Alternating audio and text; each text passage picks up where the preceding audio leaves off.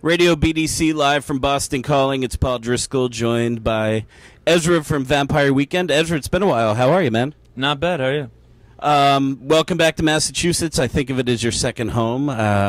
You have, through your catalog, Ladies of Cambridge, Walcott, Cape Cod, Quasi Quasi. I think of you as an honorary, not just a Bostonian, but an honorary person of Massachusetts. Oh, I really appreciate that because I do feel at home here. I've seen you, I think, just about every different size venue you could see a band here, from like the MFA Auditorium all the way up. I've seen you at Coachella, just like everything. So, first off, with the tour, congratulations on the new release too. Oh, thank you. One of my favorite albums of the year. It's one of, like, I consider myself an album person still. I mean, and it's a singles world, but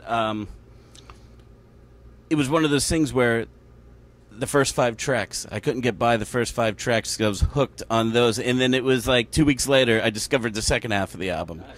And I know when you guys, you had a co-producer on board, was that any different? Did it change your mindset in making the album at all? No, it didn't. It was definitely helpful, but truthfully, we'd already worked on the album in our traditional way, which often boils down to just sitting at Rostam's house in front of the computer. So we'd already written 85% of the album, already kind of had an idea of how things should sounded. So Ariel's role as co-producer was really just to kind of like help us like push it to the finish line and give us a few extra ideas and kind of give us some extra firepower. So it was like a very important part of the process, but we began making the album so long before that in some ways it kind of felt like business as usual.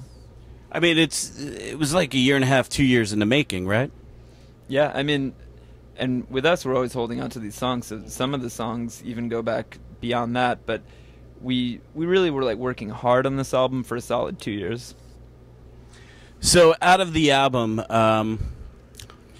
and I hate asking this question, but me like spending so much time, like this summer, it's the album I've listened to the most.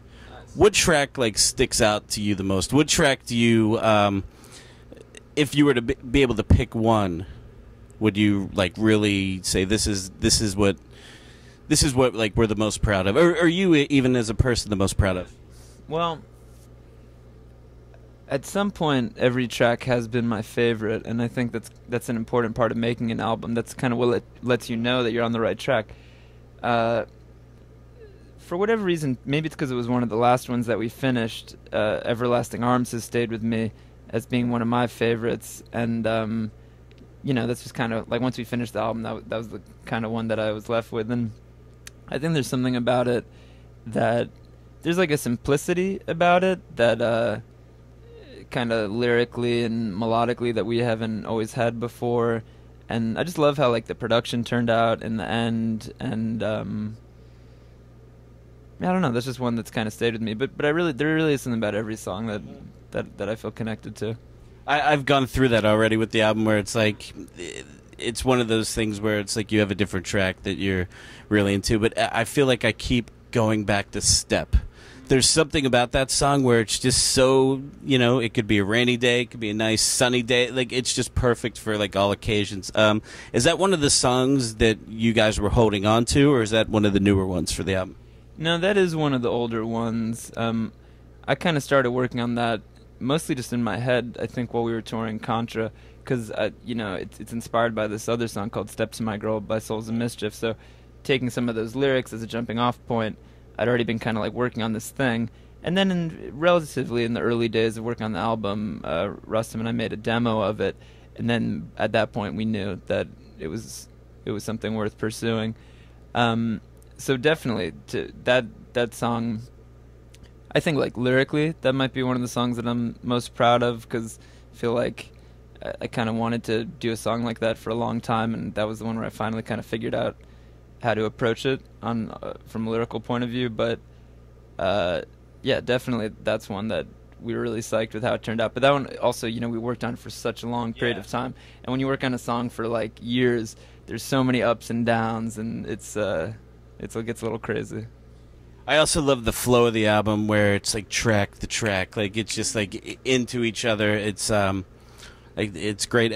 The thing is, the next step for me is getting it on vinyl, because it seems like you get the 5 songs in, it's like you can even tell like here's the point where you go to like side B of the record. So it's no, you guys have done a great job with that. So today it's a little reunion for you guys as well. So Airborne Toxic Event played today. Yeah. And Anna, she was your RA in college. That's right. Yeah. I guess that was, can't remember what year it was, either my sophomore or my junior year. But yeah, we first met her in college. So she played on the Kids Don't Stand a Chance, right? Oh yeah, yeah. Mm-hmm. Will we see any collaboration tonight with her on stage? Oh, we're not planning on it, but also, just because we've been on tour for such a long time, I'm always a little bit, it's a surprise kind of to see who's on the bill by the time we actually roll up. So anything's possible. Anything's impossible. Maybe we'll get everybody on stage, shake a tambourine, you know, whatever they want to do. Hey, I'm available. I have nothing to do after we finish this interview, so, except for see you guys. But no, thanks for taking the time. Really appreciate it. Keep doing what you're doing. Thank you. And send my best to all the guys. Got it. Awesome. Thank you, Ezra. Cool.